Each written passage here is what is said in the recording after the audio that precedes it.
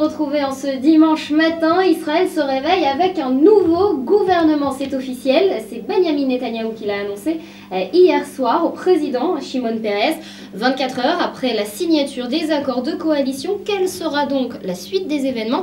On en reparlera avec Dror El Sapir. Bonjour Dror et merci de nous avoir rejoints ce matin. On passe tout de suite aux principaux titres de l'actualité avec Elsa Mimoun. Et ce qui nous concentre ce matin, c'est bien évidemment donc ces accords de coalition. Bonjour Elsa. Bonjour Nathalie. Oui, donc en effet, le Premier ministre de droite israélien, Benjamin Netanyahou, a officiellement informé samedi le président Shimon Peres qu'il était parvenu à constituer le 33e gouvernement, et cela juste avant le délai imparti. Le nouveau gouvernement, dont la composition n'a pas encore été dévoilée, doit prêter serment devant la Knesset lundi, soit 48 heures à peine avant l'arrivée de Barack Obama en Israël. Nous sommes face à une année décisive en termes de sécurité, d'économie et d'efforts en vue de faire progresser la paix. C'est ce qu'a déclaré Benjamin Netanyahou, qui entame donc son 3e mandat à la tête d'Israël. Donc à propos de Barack Obama, le président des États-Unis n'a pas perdu de temps en exprimant immédiatement son désir de travailler étroitement avec le nouveau gouvernement israélien. On passe à présent à la Syrie. Depuis 2 ans que le conflit dure, les rebelles syriens ont pris le contrôle de sites près de Damas où les combats se sont intensifiés. Les combats se sont poursuivis tout au long du week-end entre les forces de Bachar el-Assad et l'armée syrienne. Et on a appris que le général Mohammad Khalouf, ex-général pour l'armée de Bachar el-Assad, a démissionné pour passer dans le camp des rebelles, suivi de 20 de ses soldats. Et puis toujours à propos de la Syrie, Monzer Makous, l'ambassadeur en France du CNS, Conseil national syrien, s'est exprimé au cours d'une cérémonie à Paris qui marquait le 2e anniversaire du début de la révolution syrienne. Je vous propose de l'écouter. Parce que le rapport de force il est en faveur du régime criminel syrien, et dans les conditions quand la révolution syrienne prend le terrain, le régime syrien sera obligé de négocier, voire de partir. Et c'est dans ce sens qu'on comprend les dernières décisions de la France et de Grande-Bretagne qu'ils ont déjà décidé pour aider le peuple syrien, pour se protéger au moins et pour changer le rapport de force. On passe à présent à la Tunisie. Quelques milliers de personnes ont défilé samedi dans la capitale en scandant des slogans contre les islamistes au pouvoir pour marquer la fin d'un deuil de 40 jours après le meurtre de l'opposant Chokri Belaïd, décédé le 6 février dernier. Un crime qui avait provoqué une véritable crise politique et qui à ce jour n'a pas été entièrement élucidé. Certains complices ont été arrêtés, mais le tueur est en fuite et le commanditaire n'a pas été identifié. Les soupçons se sont dans un premier temps portés sur des sympathisants salafistes. Le ministre français des Affaires étrangères, Laurent Fabius, s'est rendu au Nigeria pour parler des otages français retenus dans le pays. Il a exprimé samedi à Abuja la détermination de la France à combattre les groupes terroristes. Laurent Fabius, qui arrivait du Cameroun, s'est exprimé devant la communauté française avant de s'entretenir avec le président nigérian Goodluck Jonathan plus tard dans l'après-midi. Je vous propose de l'écouter. Nous avons parlé bien sûr de sujets d'intérêt commun, par exemple le Mali, et puis bien sûr nous avons évoqué la question des otages, puisque vous savez qu'il y a 8 otages français qui sont au Nigeria. Je garderai la même ligne, toujours, qui est une ligne de détermination et de discrétion. Mais je réaffirme ici que nous souhaitons vraiment de toutes nos... très très profondément que les otages français puissent être libérés. Vous savez que sur la question des otages, autant nous disons très très clairement que nous souhaitons de toutes nos forces qu'ils soient libérés sains et saufs, autant nous ne donnons pas d'informations sur les détails. Concernant l'ensemble de nos citoyens, de nos concitoyens français, il va de soi qu'ils doivent prendre des mesures de sécurité et de vigilance importantes. On passe à présent au Mali. L'ONU table sur la présence complète de sa mission de stabilisation au Mali en juillet pour remplacer la mission africaine, la MISMA, et la majeure partie de l'armée française. C'est ce qu'a déclaré Edmond Mullet, sous-secrétaire général aux opérations de maintien de la paix de l'ONU, en précisant que ce déploiement devait être précédé par un vote au Conseil de sécurité de l'ONU. Après la nomination de Xi Jinping comme chef de l'État et celle de Li Keqiang comme Premier ministre, la Chine s'est dotée samedi d'un nouveau gouvernement fait notable en pleine crise des relations entre Pékin et Tokyo. Les députés chinois ont avalisé la nomination d'un ancien ambassadeur au Japon aux affaires étrangères, Yang Hui, un diplomate âgé de 59 ans en charge depuis 2008 des relations avec Taïwan. Nouvelle affaire de viol collectif en Inde. Une touriste suisse a été agressée sexuellement par 7 individus en présence de son mari. Vendredi dans le centre de l'Inde, la femme âgée d'environ 40 ans a quitté l'hôpital samedi et a pu témoigner de son épreuve en portant plainte auprès de la police locale. Les 2 touristes se rendaient au célèbre palais de Taj Mahal à Agra dans le nord, l'un des lieux touristiques les plus prisés d'Inde. Une vingtaine de personnes ont été arrêtées en raison donc de soupçons qui pèsent sur elles et sont en cours d'interrogatoire. C'est ce qu'a indiqué un officier à l'agence de presse indienne. Le président François Hollande doit se rendre aujourd'hui à Toulouse pour commémorer la tuerie de Mohamed Merah à l'école juive Ozar Torah où 3 enfants et un enseignant avaient été tués, un autre grièvement blessé. Je viens à Toulouse 1 an après ces assassinats qui avaient saisi toute la France d'effroi pour que tout soit mis en œuvre afin de prévenir pareil drame et que rien ne soit oublié. C'est ce qu'a déclaré le chef de l'État en prélude de sa visite. Il a également ajouté que l'unité était la meilleure réponse face aux actes terroristes. Fin de citation. Le nouveau ministre bulgare par intérim a dit qu'il n'appuierait pas le fait que le Hezbollah soit inscrit sur la liste des organisations terroristes, et cela malgré l'attentat commis sur son sol en juillet dernier et les récents résultats de l'enquête menée de manière locale et incriminant largement la milice terroriste chiite. Le ministre a déclaré que le fait de prendre parti pourrait mettre en danger son pays en devenant davantage une cible pour les terroristes. Je vous rappelle que l'attentat avait tué 6 personnes, dont 5 touristes israéliens. Le tournoi Destination édition 2013 est enfin terminé. Les Français ont enfin réussi à gagner un match en dominant l'Écosse 23-16. Succès trop étriqué pour éviter aux finalistes de la Coupe du Monde 2011 de finir à la dernière place de la compétition. Une première depuis le passage à 6 nations en 2000. Merci Elsa de ce point sur l'information.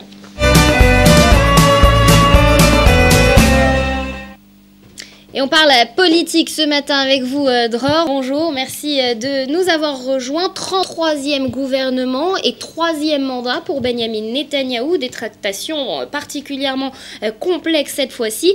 Est-ce que Benyamin Netanyahou a de quoi être satisfait ? Non, à mon avis, non. Tout simplement, Nathalie, parce que le gouvernement, ce 33e gouvernement et ce 3e gouvernement Netanyahou n'est pas celui qu'aurait voulu Benyamin Netanyahou. Benyamin Netanyahou aurait été beaucoup plus à l'aise avec ce qu'il appelle ses partenaires naturels, à savoir les partis religieux orthodoxes. Ils ne font pas partie du gouvernement, ils sont dans l'opposition. Et Benyamin Netanyahou doit composer avec ce fameux tandem Yair Lapid, Naftali Bennett, 2 jeunes politiciens nouveaux venus dans l'arène politique, 2 politiciens populaires, 2 politiciens ambitieux. C'est tout ce que Benyamin Netanyahou n'aime pas. Benyamin Netanyahou qui doit composer, au Likoud aussi on doit composer et on n'est pas satisfait, il ne le cache pas les membres du Likoud. Écoutez, c'est un peu le résultat direct des élections. Hein. La liste commune, Likoud, Israël, BTNU, n'a obtenu que, entre guillemets, 31 sièges, ce qui en fait tout de même, hein, on l'a dit, le premier parti représentant, en tout cas le premier groupe parlementaire représenté à la Knesset, au Parlement, mais 31 sièges, c'est peu, c'est beaucoup moins bien évidemment que les 61 sièges nécessaires pour obtenir une majorité parlementaire. Donc le nombre de portefeuilles ministériels pour les ténors du Likoud est bien moins important qu'escompté. Et puis surtout, les portefeuilles ministériels qui seront distribués aux ténors du Likoud sont moins importants que la plupart de ceux qui sont distribués aux partenaires du Likoud dans cette nouvelle coalition. Alors vous parlez ténors du Likoud, mais ceux qui perdent aussi au change et qui sont déçus, c'est la jeune garde du parti qui n'a pas été récompensée finalement des résultats des primaires. On pense à Dani Danon, à Tzipi Hotovely, à Ofer Akonis également, et ils sont particulièrement déçus. Effectivement, puisque ça, c'est une nouvelle génération de députés du Likoud qui ont fait leurs premières armes dans la politique nationale au cours des précédentes élections. Ils sont arrivés à la Knesset pour la première fois au cours des précédentes élections législatives, il y a 4 ans. Mais encore une fois, étant donné le nombre réduit de portefeuilles ministériels pour le Likoud, eh bien, ce sont les ministres sortants qui restent au gouvernement, même si la plupart d'entre eux, la plupart des ministres sortants aussi, ne sont pas satisfaits parce qu'ils ne sont pas promus. Ils obtiennent des portefeuilles ministériels qui sont équivalents ou de moindre importance encore que ceux qu'ils occupaient dans le gouvernement sortant. Dror, vous êtes d'un fin analyse des médias israéliens. Certains médias, certains observateurs n'hésitent pas à parler de 3e intifada. Le mot a été lancé au sein même du Likoud. Alors entre mécontentement et mutinerie, on en est où ? Oui, alors intifada, c'est un peu un terme qu'on emploie à toutes les sauces en Israël, à mon goût un peu trop. Alors il faut quand même garder le sens des proportions, Nathalie, parce que effectivement il y a une certaine aigreur parmi les responsables du Likoud, que ce soit les députés de la nouvelle génération, que ce soit même les ministres, hein, on vient d'en parler, mais de là à parler de mutinerie, d'intifada, ce serait aller un petit peu vite en besogne, parce que les responsables du Likoud comprennent bien que cette réalité-là, qui n'est pas en leur faveur, elle est imposée d'une part par le résultat des élections, quand même assez décevant pour le Likoud Beitenu, et puis d'autre part par les exigences des partenaires de la coalition qu'il fallait bien satisfaire. Donc pas de boycott à attendre demain lors de la cérémonie à la Knesset avec les députés et les ministres? Alors, à mon avis, non. On passe à un gagnant de cette campagne, puisque finalement la vraie victoire, elle est peut-être à accorder à Israël Beitenu, avec les 5 portefeuilles assurés malgré des résultats décevants aux dernières élections, et un chef de parti en cours de procès. Alors, Avigdor Lieberman, oui, peut s'estimer heureux et satisfait aujourd'hui, puisque comme prévu et comme promis par Benjamin Netanyahou, eh bien, le portefeuille des affaires étrangères, je lui ai réservé le temps de son procès. Et si Avigdor Lieberman est acquitté des accusations de fraude et d'abus de confiance qui pèsent contre lui, eh bien, il pourra retrouver dans quelques mois, hein, après une période assez longue, le portefeuille de ministre des Affaires étrangères qu'il avait dû... Et entre-temps, c'est Benjamin Netanyahou qui l'assurera? Effectivement, entre-temps, c'est Benjamin Netanyahou qui assurera l'intérim à la tête de la diplomatie israélienne. C'est quand même une situation un petit peu particulière. Avigdor Lieberman peut s'estimer satisfait également, et vous l'avez dit, parce que son parti, en tout cas les membres de son parti, obtiennent un certain nombre assez important par rapport au nombre de députés dont il dispose de portefeuilles ministériels, et ça se fait aux dépens du Likoud, hein. Et là, on peut effectivement s'attendre à ce que la grogne au Likoud dont on a parlé s'exprime aussi autour de cette question-là, parce que la liste commune Likoud Israël Beitenu, elle s'est constituée d'une manière qui a tout de même favorisé Avigdor Lieberman et ses proches, et de ce point de vue-là, on peut dire qu'Avigdor Lieberman fait un peu la pluie et le beau temps au sein du gouvernement et au sein du Likoud Beitenu. Un autre personnage qui a sûrement fait la pluie et le beau temps au sein de cette coalition, Yair Lapid, il avait promis 18 ministres pendant la campagne électorale, on en est à 22, or les vice-ministres. Alors est-ce qu'il a tenu ses promesses de campagne? Il a tenu une partie de ses promesses de campagne, surtout effectivement concernant le nombre réduit de ministres. Un gouvernement restreint, ça faisait partie de ses promesses de campagne. Là-dessus, il a tenu promesse. Il a réussi également à imposer, c'est tout de même un acquis important, un gouvernement sans les partis religieux orthodoxes, on en parlait tout à l'heure. Il a obtenu pour son parti 2 portefeuilles ministériels tout à fait centraux, celui des finances, et ce sera lui-même, Yair Lapid, qui sera nommé grand argentier d'Israël, et puis également, et là c'était un combat très rude entre le Likoud et son parti, le Yesh Atid, le portefeuille de l'éducation qui revient au numéro 2 du Yesh Atid, comme Lapid, un nouveau venu en politique, un rabbin, il s'appelle Shai Piron, et c'est lui qui va remplacer Gideon Sa'ar du Likoud à la tête de l'éducation, du ministre de l'Éducation. Alors justement, vous en parliez, Yair Lapid comme grand argentier d'Israël. Est-ce que c'est un piège lancé par Benjamin Netanyahou à ce nouveau venu en politique finalement?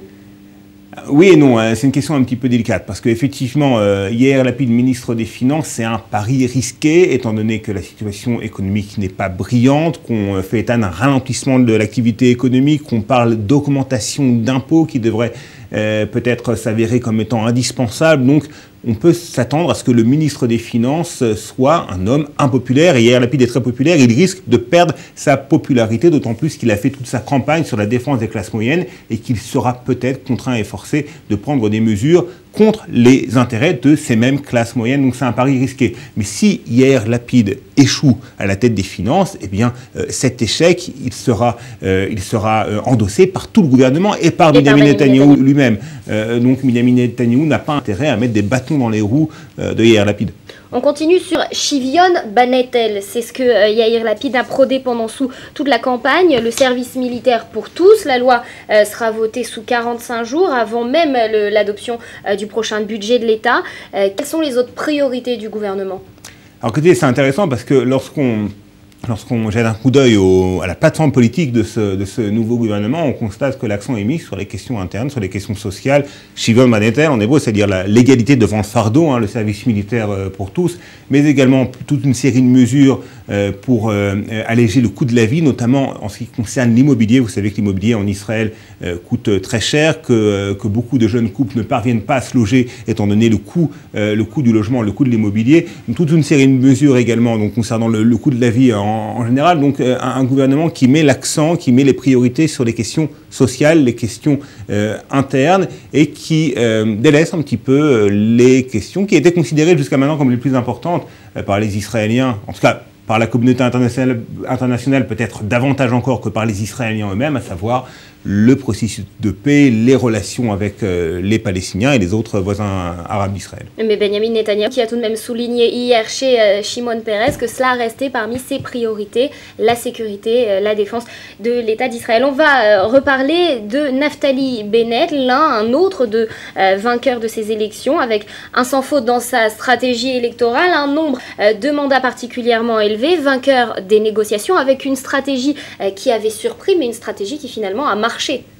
La stratégie de l'alliance avec Yair Lapid, ce fameux tandem Yair Lapid-Naftali Bennett qui a surpris son monde, qui a surpris tout le monde. Et le premier surpris, c'était Benjamin Netanyahou, qui ne s'attendait pas à ce que cette alliance soit aussi solide. On a dit que c'était une alliance contre nature, mais on peut dire aujourd'hui que c'était une alliance qui avait sa logique interne, étant donné que les Israéliens, au cours du dernier scrutin, ont exprimé des préoccupations avant tout internes et sociales. Et cette alliance Lapid-Bennett, elle s'est faite autour de ces questions-là. Naftali Bennett s'est avéré également un négociateur pragmatique au cours des négociations pour la formation de la coalition gouvernementale. C'est lui qui a réussi à convaincre son ami Yair Lapid de consentir à des compromis, aux compromis nécessaires pour la formation du prochain gouvernement. Naftali Bennett s'avère comme étant un nouveau politicien, un politicien assez doué, un négociateur pragmatique. Il sera très probablement l'une des principales figures du prochain gouvernement. Il hérite d'un portefeuille ministériel important, là aussi dans le domaine économique et social, celui du commerce et de l'industrie. On va voir ce que cet ancien entrepreneur dans le domaine des hautes technologies va faire de ce ministère clé dans une période où, encore une fois, les questions économiques sont un petit peu délicates. Donc, vous parlez d'un ministère clé, Edouard, je vous coupe, mais est-ce que vous pensez qu'il a su surmonter et qu'il va savoir surmonter les dissensions personnelles qu'il a avec Benjamin Netanyahou? Écoutez, effectivement, on a beaucoup parlé des tensions entre Naftali Bennett et Benjamin Netanyahou. Il faut rappeler que lorsque Netanyahou était à la tête de l'opposition, Naftali Bennett était son aide de camp en quelque sorte et que les deux hommes se sont brouillés. Ces derniers temps, avant que la coalition gouvernementale ne se forme, eh bien, plusieurs rencontres au sommet se sont déroulées entre Bennett et Netanyahou, des rencontres au cours desquelles, peut-être, en tout cas il faut l'espérer, la confiance a été rétablie entre le Premier ministre et Naftali Bennett. Vous parlez d'une alliance, on parle d'une autre alliance, celle entre Bennett et Yair Lapid, une alliance appelée à durer ou pas au sein de ce nouveau gouvernement? Alors écoutez, ce matin dans la presse, en tout cas, si mes souvenirs sont bons, dans le Maariv, eh bien, le Maariv citait des responsables de chacun des deux partis, le parti centriste de Lapid et le parti de droite religieuse, pourrait-on dire, de Naftali Bennett, Abait Yehudi, et des responsables de chacun des deux partis qui disaient que les deux partis vont fonctionner comme un seul et même groupe parlementaire au sein de la prochaine coalition gouvernementale. Donc cette alliance non seulement a fait la preuve de sa solidité, mais elle s'annonce comme étant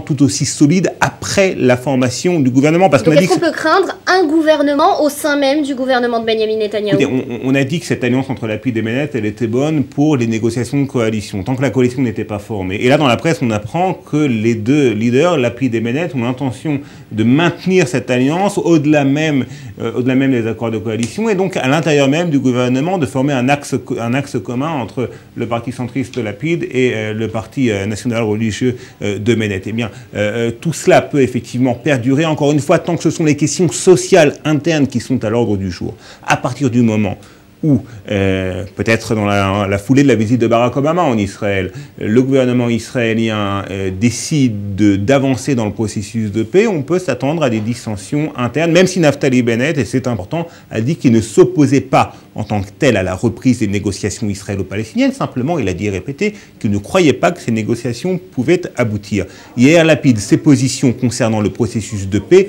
elles sont, pourrait-on dire, plus modérées, si vous voulez, que celles de Naftali Bennett, mais tout de même, Yair Lapid n'est pas un politicien qui s'intéresse véritablement en fait, au processus de paix. Et puis on connaît les différences de conception entre Naftali Bennett et Yair Lapid. Naftali Bennett qui est tout de même plus proche de Benjamin Netanyahou. sur les questions externes, effectivement, sur les questions, mais aussi sur les questions internes, hein, sur les questions politiques, économiques. Là-dessus, on a, et il faut le dire, hein, entre Naftali Bennett, Yair Lapid et Benjamin Netanyahou, et Avigdor Lieberman, dont les quatre principales figures de ce gouvernement, eh bien, en ce qui concerne la politique économique, on a affaire à quatre libéraux. Certains pourraient même les qualifier d'ultra-libéraux. Donc, une politique économique là tout à fait cohérente. Maintenant, sur les questions relatives au processus de paix et aux Palestiniens, il faut rappeler que Naftali Bennett, avant d'être l'aide de camp de Benjamin Netanyahou, lorsque ce dernier était chef de l'opposition il y a quelques années, eh bien Naftali Bennett était le secrétaire général des implantations de Judée-Samarie. Il est très proche de ces milieux-là. Beaucoup d'Israéliens vivant au-delà de la ligne verte ont voté pour son parti. Donc là-dessus, on peut s'attendre effectivement à des divergences entre ce qui sera l'aile droite de ce gouvernement, Naftali Bennett et ses ministres, et ce qui sera entre guillemets l'aile gauche, c'est-à-dire Yair Lapid et ses ministres, même si, encore une fois, ce gouvernement a l'intention, je le répète un peu quand même, peut-être un peu trop, de mettre l'accent sur les questions internes et sociales. Et les questions externes, les questions diplomatiques, la question du processus de paix sont reléguées. Lorsqu'on voit lorsqu'on lit les lignes directrices du gouvernement, c'est très clair, elles sont reléguées au second plan. Une dernière question par rapport, et vous l'avez mentionné tout à l'heure, en quelques mots, Barack Obama en visite dès jeudi en Israël, il en pense quoi de cette coalition? Écoutez, il faudrait lui demander, donc ce serait difficile pour moi quand même d'être le porte-parole de Barack Obama, mais tout de même ce que l'on peut dire sur Barack Obama, c'est que il est peut-être, en tout cas l'administration américaine peut peut-être considérer que ce gouvernement-là est un gouvernement plus modéré que le gouvernement sortant, qu'il a peut-être des partenaires éventuels dans ce gouvernement, mais on sent bien, hein, Barack Obama et ses collaborateurs ont bien fait sentir au cours de ces dernières semaines qu'il ne fallait pas s'attendre à une percée extraordinaire dans le domaine du processus de paix à l'occasion de cette visite. Barack Obama sait à qui il a affaire, il sait très bien que le gouvernement israélien actuel, même s'il est plus modéré en quelque sorte que le gouvernement sortant, ne va pas prendre des mesures extraordinaires pour faire relancer le processus de paix. Bon, merci pour ces explications et vos analyses.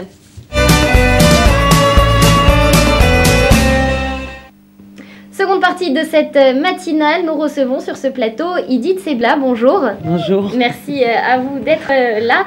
13 rue Mandar. Rue Mandar, par le 13. Rue Mandar. Rue Mandar. Le 13 a été enlevé par mon distributeur parce qu'ils avaient peur des superstitions et des superstitieux, donc c'est devenu rue Mandar, tout simplement. Alors justement, on va reparler de tout ça, mais on espère en tout cas que ce petit 13 mis au départ vous portera chance. On regarde la bande-annonce, on en reparle juste après. Et la voilà.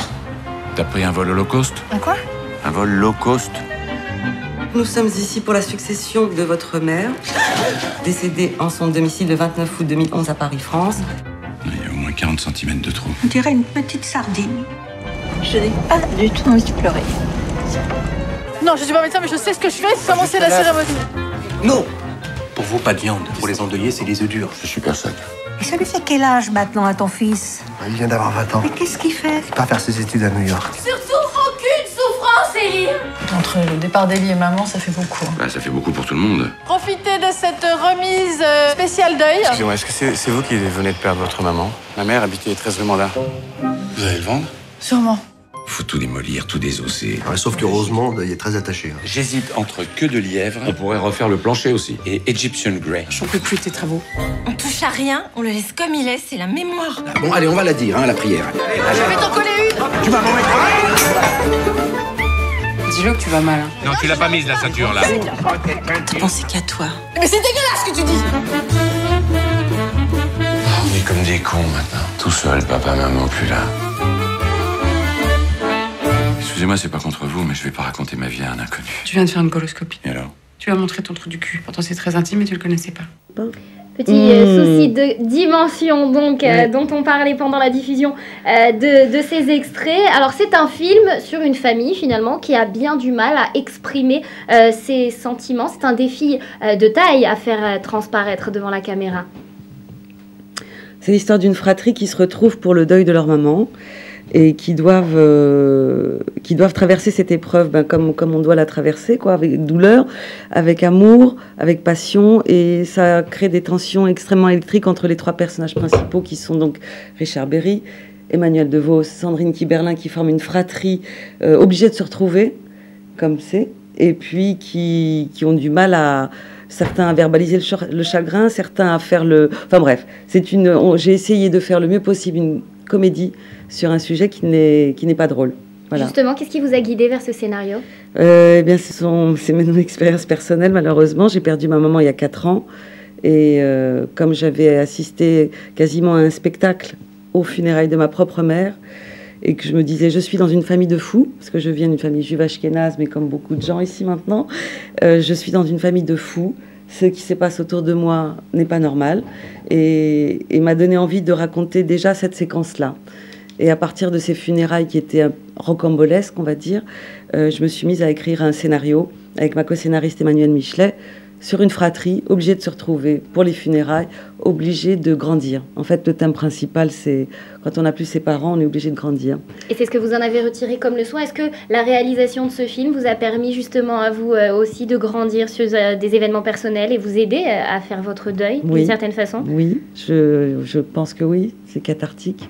Une sorte de psychanalyse devant et derrière les caméras ? Ouais, peut-être pas une psychanalyse, c'est déjà fait. Et non, mais en tout cas, ça m'a aidé à travailler, à approfondir le sujet, puis surtout à transmettre mes émotions. Puis j'espère partager beaucoup d'humour et de rire et quelques larmes autour d'un sujet qui touche tout le monde. La fratrie, le chagrin. Ans, justement, vous en parlez, 4 ans d'un travail acharné, avec un résultat, on voit plein de délicatesse, et un casting particulièrement prestigieux. Qu'est-ce qui vous a mené vers ces acteurs ? Alors Emmanuelle Devos, j'ai travaillé avec elle 4 fois. J'ai fait 2 moyens-métrages avec elle, et mon premier long métrage et mon second long, puisque Rumandar est le second long métrage. Donc j'avais vraiment envie de continuer. On peut dire que c'est votre muse, Emmanuelle Devos ? Oui, c'est mon Antoine Douanel, c'est mon alter ego. C'est quelqu'un c'est une femme sur laquelle je projette beaucoup c'est ma poupée. Elle aimerait peut-être pas entendre ça, mais voilà, j'aime la regarder. Voilà, j'aime la regarder. Et puis Sandrine Kiberlin. Et Sandrine Kiberlin, je la connais depuis fort longtemps. Et comme c'est une femme qui revient d'Israël pour l'histoire, je trouvais qu'elle amenait quelque chose d'étrange de par son physique, de par sa démarche, de par sa lumière. Je trouvais qu'elle était vraiment le personnage idoine pour incarner cette femme qui arrive d'Israël et qui affronte son frère, sa sœur. Et Richard Berry, c'est son agent, Cécile Fensenberg, qui m'a appelé pour me dire, voilà, ce scénario, je l'aime beaucoup. Richard, il faut lui faire lire. Je pense que c'est un rôle pour lui. Et effectivement, c'est un rôle où il est très émouvant, il est très drôle, il est très généreux. Et je crois qu'on ne lui a pas donné ce genre de rôle depuis longtemps. D'ailleurs, c'est lui-même qui le dit.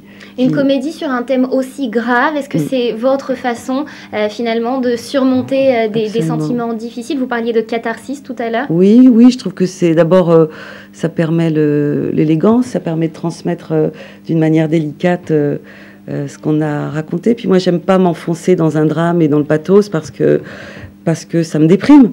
Donc j'ai pas envie de déprimer tout le monde, j'ai envie de partager avec joie ce qu'il faut partager et célébrer toujours la vie. Là où elle se manifeste, et elle se manifeste même dans des moments douloureux, donc faut tirer vers le haut. En tout cas, c'est ma vision des choses, et célébrer la joie quoi qu'il arrive, et célébrer l'amour, parce que je pense que c'est vraiment un film sur l'amour des liens fraternels, l'amour de la famille, et puis l'amour que les parents laissent quand ils ont bien travaillé.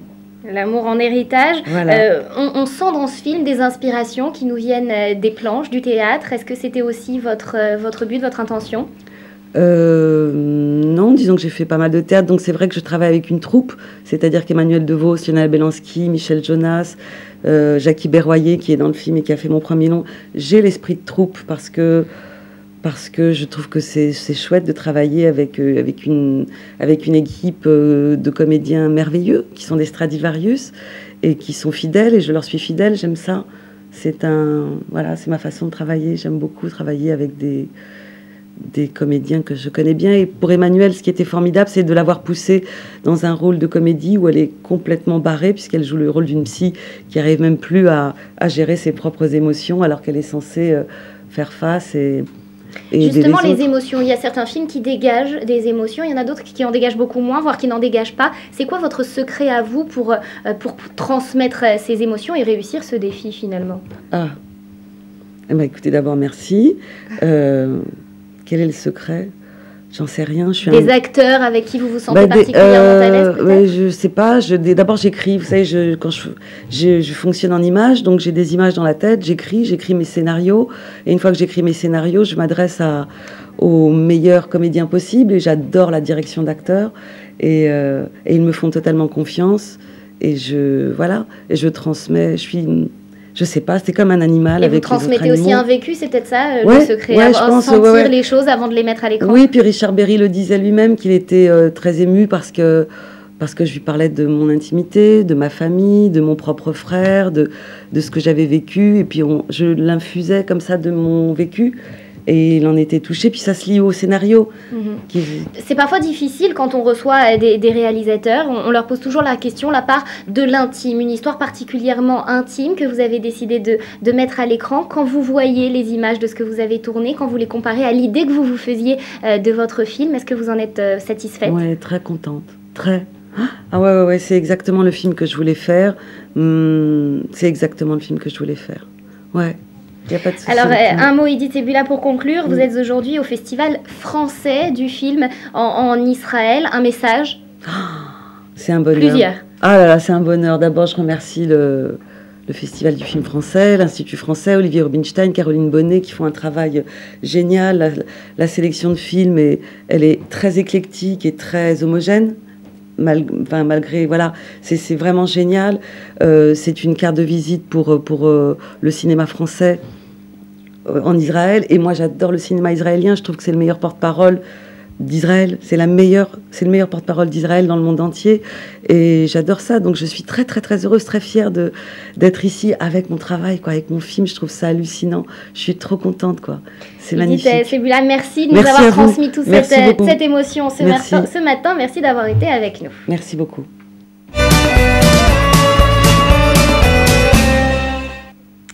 Et avant de refermer cette édition, un rapide rappel des titres. Et bien évidemment, le Premier ministre de droite israélien Benjamin Netanyahou qui a officiellement informé le président Shimon Peres qu'il était donc parvenu à constituer le 33e gouvernement, et cela tout juste avant le délai imparti. Puis l'actualité également en Syrie. Depuis 2 ans, le conflit dure. Les rebelles syriens ont pris le contrôle de sites près de Damas où les combats se sont intensifiés. Les combats qui se sont poursuivis ce week-end entre les hommes de Bachar el-Assad et l'armée syrienne libre samedi soir, donc près de Damas. L'actualité également en France avec le déplacement du président François Hollande qui doit se rendre aujourd'hui à Toulouse pour commémorer la tuerie de Mohamed Merah, l'école juive de Haute-Sar à Torah. Je vous rappelle que 3 enfants et un enseignant y ont été tués. Un autre élève avait été grièvement blessé. Voilà donc pour les titres. Merci à vous de nous avoir suivis. C'est la fin de cette édition. On se retrouve demain, 8h30 heure israélienne, 7h30 heure française. Excellente journée à vous. Portez-vous bien.